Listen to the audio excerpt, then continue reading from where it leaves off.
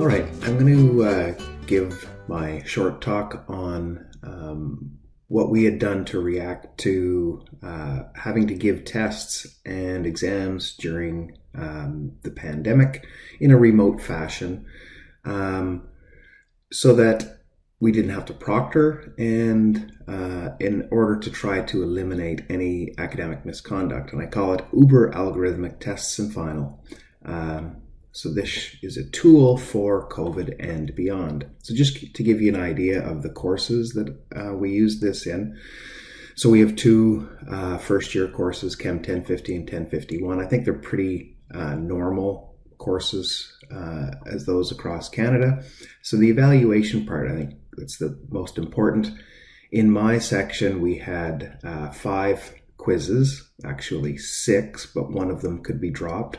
Each of them were worth 7%, so a total of 35% for quizzes, and then we had a final exam worth 25%. Following the guideline to try and keep these tests and quizzes and exams as low as possible as far as percentage-wise, in order to mitigate academic misconduct, so that students wouldn't feel that it's worth cheating on. So the tests and the final, we use mastering chemistry in order to set them. The quizzes themselves were 30 minutes long, but I gave my students 50 minutes to write.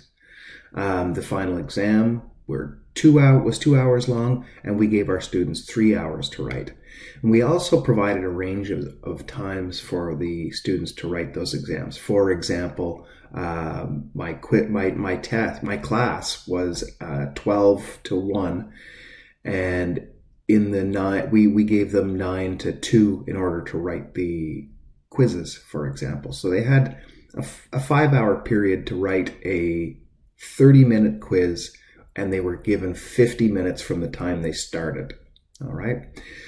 The tests, the quizzes and the exam were all open book, but the students were told that they needed to do these independently. Okay. So they weren't allowed to have help from anyone else except open book. After the test, the students were required to upload their rough workings into our course management system, showing their attempts at the solutions within 30 minutes of finishing the final exam. So that gave them time to take pictures, PDF it, and upload it. The tests were all really easy to mark because they were multiple choice, as you'll see in a few moments. And that gave us the multiple choice part of it. I told my students they also are going to see answers that they could incorrectly come up with. Okay, so they had to be careful. They had enough time to do these questions and check them. Once they checked the answer, that was it. It was on to the next one. And the reason was because we were breaking long questions that we sometimes have in chemistry, problem-solving type questions, breaking them up into smaller bits and giving the answer to a previous part in the next part. So before going on, all right? And they were given 1 mark per answer. So if we had a 5-part question, they could attempt the first part of it. If they got it right, they got 1 mark, and then they go on, they get that answer to go on to the next part of the question. We were concerned about academic integrity.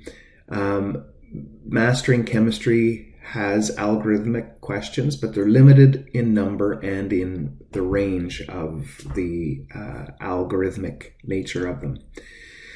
So we did create in winter 2020, so a year ago, a final exam just using Mastering Chemistry's questions, the end of chapter textbook end of chapter questions. And on this particular exam, we had 20 questions. They were randomly delivered, and that provides 4 micromole versions of the quiz, or 10 to the 18 versions of the quiz. But that wasn't enough.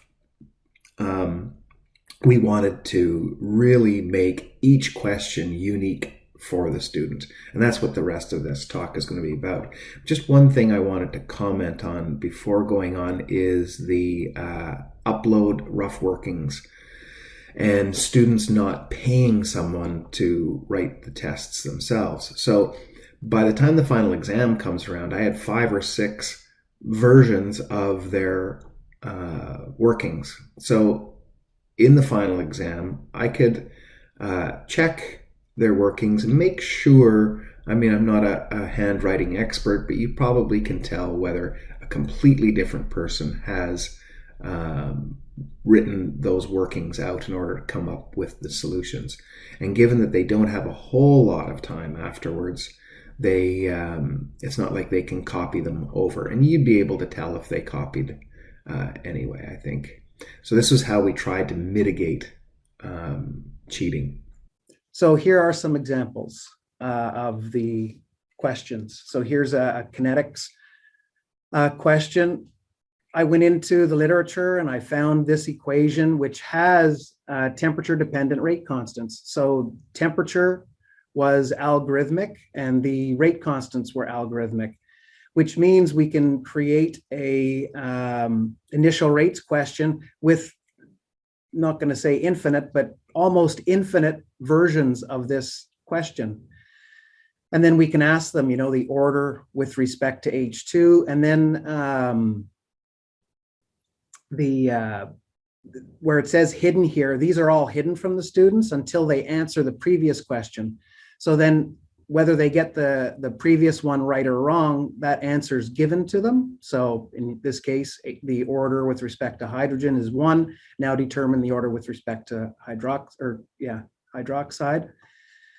And then go on and calculate the rate constant. And then I think, I can't see it, but this is an Arrhenius type question. And on the next slide, it just shows, very, very different questions. These are just 2 that were randomly generated by mastering.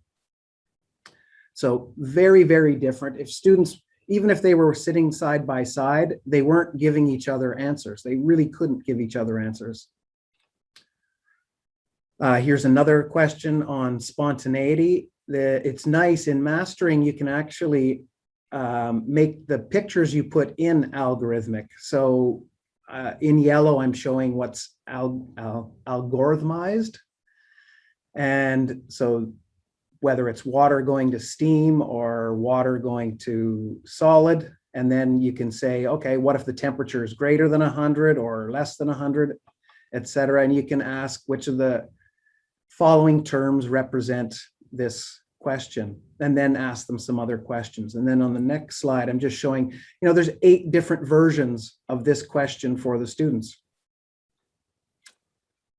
This is I wish I could see above it. Anyway, here's I believe it is it's a thermodynamics question where I picked out, I think, 10 different reactions. I have all the heats of formations and the standard entropies, and you can start asking them, well, what's the enthalpy of reaction, the entropy of reaction, the Gibbs energy of reaction, and then the equilibrium constant. And these are all hidden, or most of them are hidden, so that they get the answer from the previous question. Here's just 3 of them, of the 10 different reactions. And of course, on the previous slide here, the temperature is also algorithmic. So this has many, many different versions of questions. For equilibrium, a nice little handy tool, if you're using one equation, you can go and look at NIST chemistry web book, and there you can use the Showmate equation for each of the species. So I think I'm showing CLF here.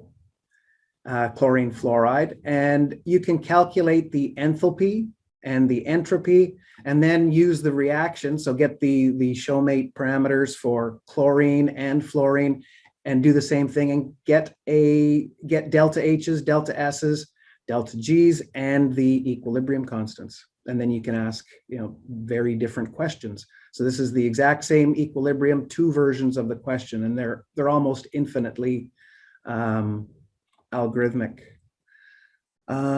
This is one. Vapor pressure. And this is just to show you that, again, on Webbook, there are Antoine parameters. So you can ask students, the vapor, tell them that what the vapor pressure is at basically any temperature, and algorithmize your question that way.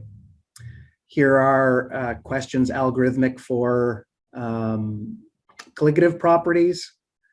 So this is 3 different versions of the same question where this is ranking them in order of highest to lowest boiling point, and then using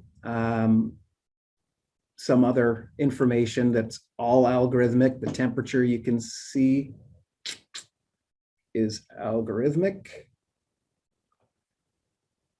And, oh boy. And the vapor pressures are all algorithmic.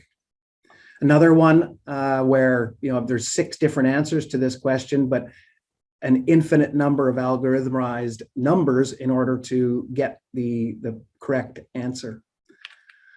You can do Lewis structures. So I think I have about 10 different Lewis structures in this question.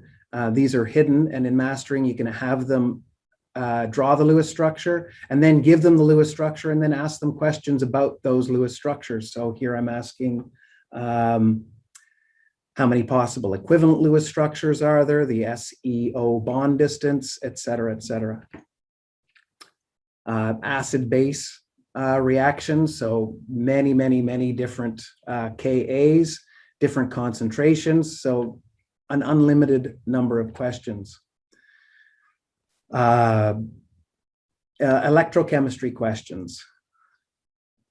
And I think on my second to last slide, because I'm almost out of time, here one of the questions, I really like questions that cover a lot of the course. So here I've actually made up my own substance. This is cloane, named after this narcissistic scientist who named after my daughter, and this is my last name, just written backwards.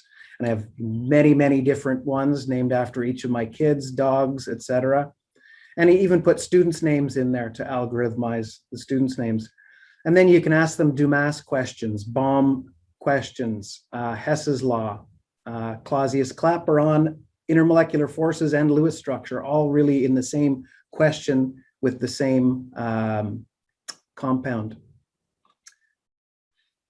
So in conclusion, I never met or made up a question I couldn't algorithmize. Now, I've only been doing this for about a year, so I may come across some. We break up these questions into parts, providing answers, but we're not giving students part marks for questions. So each question they get right or wrong. We're combating academic misconduct. I wasn't checked. I'm pretty confident my students weren't cheating because there were so many different versions of the tests and exams. I will say it's a significant amount of work to set up these questions, but now that they're there, we have the tests, we can now just concentrate on editing them, maybe extending the range of questions that we have, making up a few new ones in the future. What I really like, I mean, I really love my job. I've always loved it. I hate marking, and the computer marks these questions. And in 3 online exams that I've given, only 1 student has missed a test. I don't know if other people have found that. And again, I'm happy to share these tests and exams with people. We can do it online through the mastering site, and you just email me and I will do that.